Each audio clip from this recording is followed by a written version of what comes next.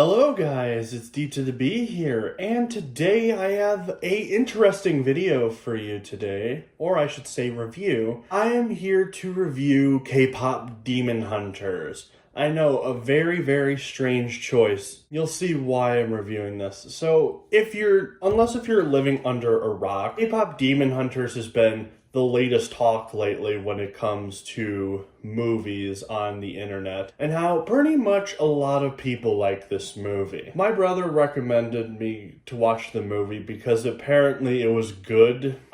From what it looked like, I didn't want to trust it. It just didn't seem like my cup of tea personally, and also I figured that the film would just be modern feminist propaganda just like every other female-led movie. Originally, I wasn't gonna go see this movie on Netflix because, again, I had no interest. But then I heard from a couple reviews, especially people that I trust on the internet, say that it was a good movie. And a friend of mine also suggested watching the movie. So we watched the movie together on Discord, and oh my gosh, this movie is really good. I did not expect to like the movie this much. But no joke, as somebody who's been disappointed with a lot of movies, this generally blew my mind of how good this movie is. And I'm also not the type of person to lower standards either. A lot of people are. A lot of fandoms, but not me. I never have been. Like, if you like animation, this movie is for you. If you like a good story, this movie is for you. If you don't like politics being shoved in your face every 24/7 in movies and shows, this movie is for you. This movie is a blast to watch. It is really good. Justifiably so. A lot of people have been saying it's peak, and I actually do agree with them for once. I'm not someone who likes the term peak. Usually when someone says it's peak, I know they're overhyping, usually. At least that's what I've noticed. But why don't we get into the plot? So basically the plot of the movie is Demon King and his demons would consume souls, give powers to the Demon King. Group of warriors who used the power of song batted the Demon King and sealed off the world, or banished demons to the underworld. Now, I know with that concept you're like, that sounds really stupid, and fair, it does, but hear me out. It's actually a good movie. And we get to learn that these mystical warriors travel through the world in different forms to combat the demons and use from souls to seal off the rift, the demon world, locking them up forever. Especially with the band we get to meet in this movie. Main leads Huntrix, which consists of Rumi, the leader, who the movie focuses on the most. Then we got Mira type character, or the rebellious type character, I should say. And Zoe, the young rebellious one, which I also have to give the movie some compliments. They actually made the female characters different from each other. They're not just the same character, different lines. They don't have the same personality. Each personality is different, and I am here for it. Really, girl movies nowadays, when it comes to groups of females, they're usually the same character and they fight for the same thing.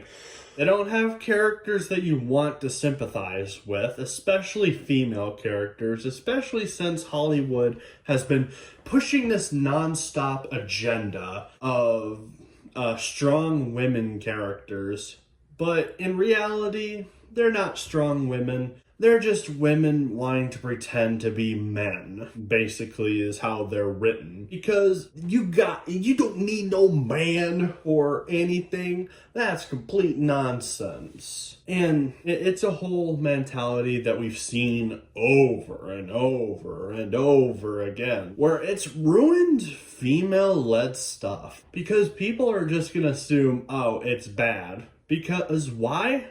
because all the female-led stuff nowadays is usually bad. Hollywood has set a very bad principle for this genre, even though they have been quote-unquote fighting for it. And what is their best way to fight for it? Give them garbage movies where the characters don't struggle whatsoever and no one likes them. Now, the only modern female-led thing that I say was good, especially in Netflix's case, was Gentry Chow versus the Underworld, which she actually was a good female character too. I appreciate another friend of mine for recommending that show to me. I actually had a fun time, but we're not talking about that show. I've already have a review of Gentry Chow versus the Underworld on the channel, so if you want to check that out, go ahead. First scene that Huntrix is in a concert that is about to start. But of course, the plane that has Huntrix passes the stadium that they're supposed to play their show because the pilots in the plane are demons. And Huntrix discovers this pretty quickly after their agent Bobby lets them know. And we get a whole action sequence of the three girls just kicking butt. Kicking some demon butt. And also, here's another compliment. There's actually two. One, they actually act feminine. Unlike, as I said before, them just trying to be males, which that's not realistic. Men and women are very different on how they handle things. Are there, like, Tommy boy women? Yes. But most women are very much different from men. And there's nothing wrong with that. But continuing on with this, after they defeat the demon, the other one. The other compliment is they defend their fans, which that was something my friend on Discord pointed out that he actually liked, was that the characters love their fans because usually studios and all the other brands that have fans just talk down to their fans constantly because the studios always think they're right and that just hurts their profit. But this is just like, we'll defend our fans no matter what. So yeah, it's a pretty nice detail that I didn't even think about until it was pointed out. So after they defeat all the demons and the plane is like in shreds. I'm not even kidding. Like, the front's gone, part of the wings are gone. Like, how is this plane still flying? They decide to jump out of the plane, entering the studio, or no, the stadium that they're playing at. They have their performance and give them this enjoyment of a show, which also creates the field, which eventually is going to be explored more as the way to keep the demons stuck in the underworld so they can't escape and take souls anymore. We transition to the last surviving demon of the plane, entering the underworld, where the king of the underworld is not happy with the last demon and kills the demon pretty quickly. Because, I mean, this is cool because it shows that the Demon King means business. You mess up the plan or you fail, you die. And it's a nice little detail for this movie. Then we get introduced to one of the villains of the movie, named Genu. And Genu's introduction is singing about the story of the Demon King, which the Demon King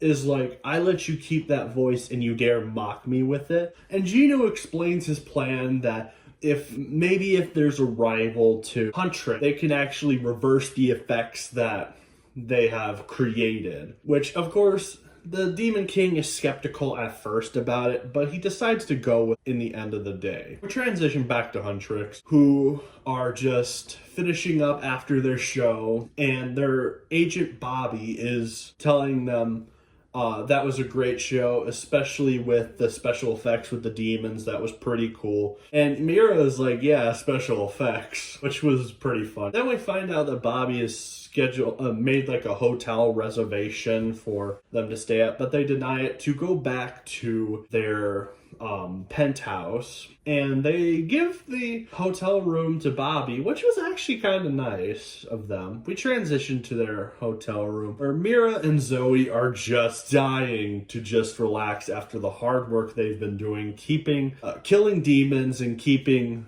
the world safe from them and their demon king. But of course, as Mira and Zoe are getting ready to relax, Rumi is looking at their suits for their new album, the Golden album, and she decides it's time. And as the two are relaxing, Mira and Zoe, Rumi just comes in with the new outfits. And the two other girls just put together that, like, no, we didn't even get that much time to relax. There's even a funny joke after Rumi explains that she wants to do it ahead of time because they're so close to sealing off the underworld and saving the world. This funny joke where Zoe's like, we're sad because we get no more couch, which was funny. Then we get a whole montage of the three singing their newest album. But in rehearsal, Rumi starts having voice issues and she asks to take a break. And then we discover a secret that I did not see coming when I first saw the movie. And that was the fact that Rumi is part demon. I'm like, wait, what? Rumi is part demon? I don't know how that feels, especially since the movie's called K-Pop Demon Hunter. But then as the movie kept going on, and I thought about it a bit more, I'm like, you know what? I actually like the fact that there's somebody who's part demon in there. It gives the group more feeling because it probably would have just been boring if the movie, it was just all humans. And especially when we go further on to the movie, which adds more stakes and tension to this film. It works. And we transition to the past where we find out that Rumi's father was a demon.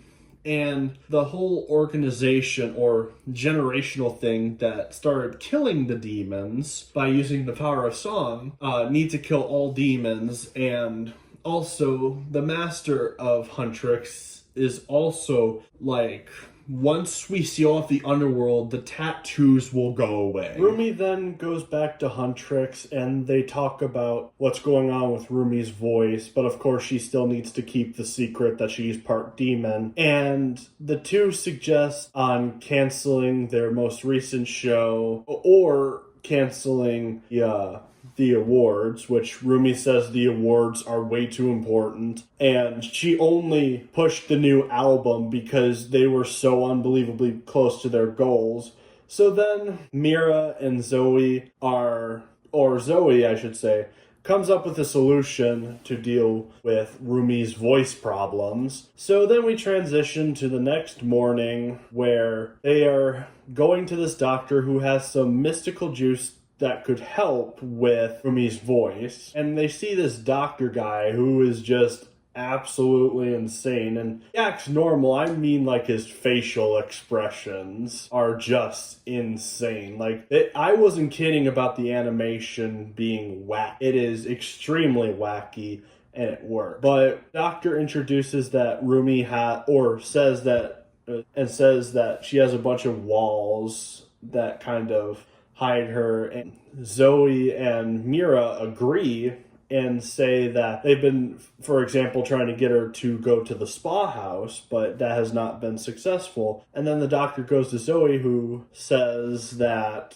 Zoe has the tendency or eager to please people. And she's like, I'm not like that. And then she freaks out like, you totally would tell me if I was like that. And Rumi and Mira are just like, oh, which was honestly kind of funny. And then the doctor goes by Mira, is unsuccessful. And then the doctor recommends this juice to prescribe Rumi. And they go in the waiting room to wait for the juice, where there's also this funny gag with the doctor, and it has a picture of Huntrix. And then it turns out the picture is a sticker for at least Huntrix, which is actually kind of funny too. Eventually, they get the juice to help Rumi, and they're leaving the doctor's office, where then they bump into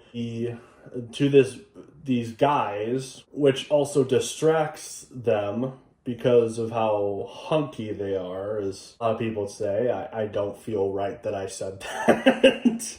And the boys go past Huntrix, and Huntrix is trying to go around the town where the doctor's office was, and also trying not to be caught by their fans, because they want to get out of there, because they don't want people to know that they're there. But then they notice a whole concert thing that's happening in the middle of the street, and they notice it's the same boys, and they're singing songs, and people are liking it. Where then they eventually realize that the boy band are demons, and of course, Mira's like, we should go kill them, and Rumi's like, they're too public, it's too much in public, we can't do that, it would cause too much attention. So they waited for the concert to end, but then they followed them, and the next destination that the demon boy band goes to is go back to to their studios and get these leather outfits to go kill the demons. And then we transition to this game show that the demon boy band is at, which then their leader, Gino, as we know from earlier in the movie, sees them and has the light point to Huntrix, and then they bring this slide full of slide with a ball pit at the bottom, and of course, because of the leather, it does this irritating screeching noise on the slide, and we even get a funny joke where like the leather has betrayed us. So then, after they come down from the slides, very awkwardly, both the bands take a bow, where then Zoe gets injured from how far they bow, and then the demon boy band leaves. Huntrix follows them into a bathhouse, but of course they're disappointed to find out it's the male bathhouse, and they basically have to fight a bunch of demons, including the demon boy band.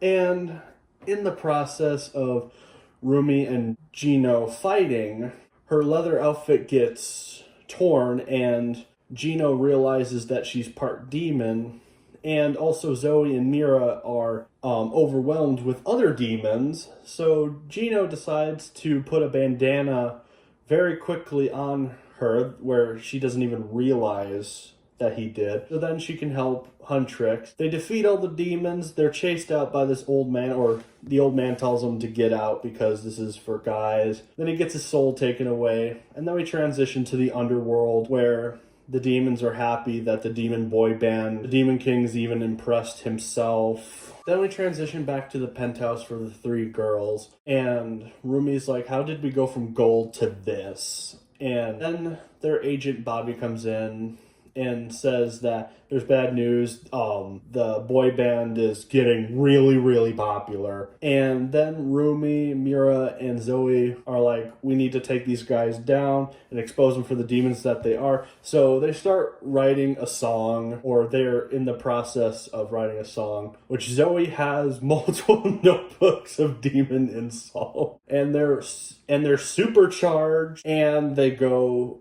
to write this song and hopefully save the world from the demon boy band. Rumi then goes to her room, where then she is met up by a demon cat and a crow with 3 eyes, and they give her an invitation to meet up with Gino, which she goes to, and their first interaction with each other does not go well, with Rumi trying to kill her. Gino tries asking her about her demon tattoo. She says she doesn't like them, and Gino also talks about of how he became a demon and met the Demon King, which he explained his family had a hard time, but the Demon King offered him his voice and all these talents so he can move up higher, but of course his family couldn't go with him. And of course the scene ends off with, and they're having a bit of a moment, but then Rumi interrupts it and says, I'll never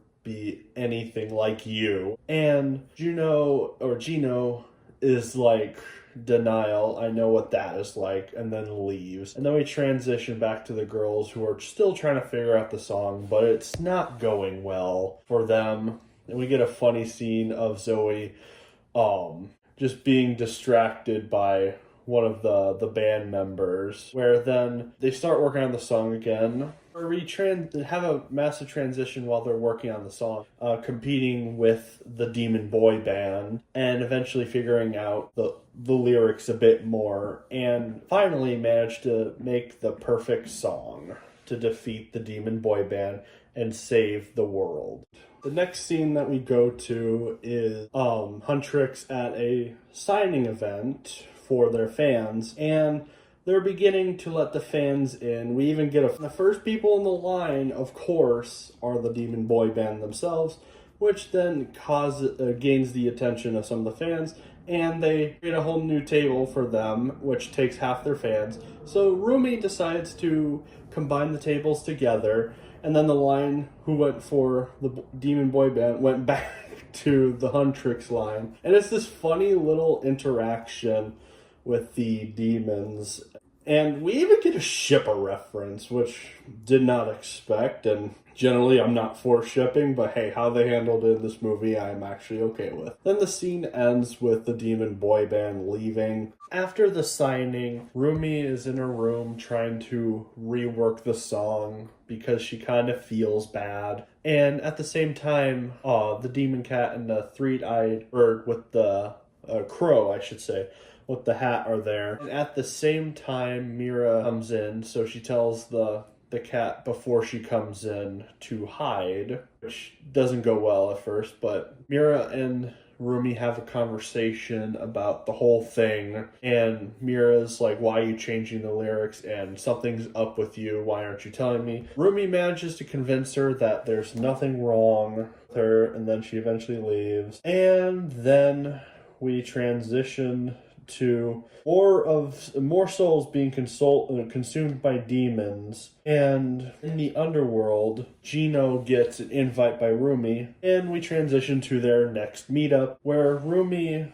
is discussing a bit more of a idea to free him from the demon world, and Rumi's like, you need to help it. You can go free if you help us close off the gate. And at the same time, this old lady comes in and thinks Gino and Rumi are a couple, which, even makes a funny comment that she's not even her type. And the lady gives the bracelet to Rumi, saying, this is for you, go find a better boyfriend.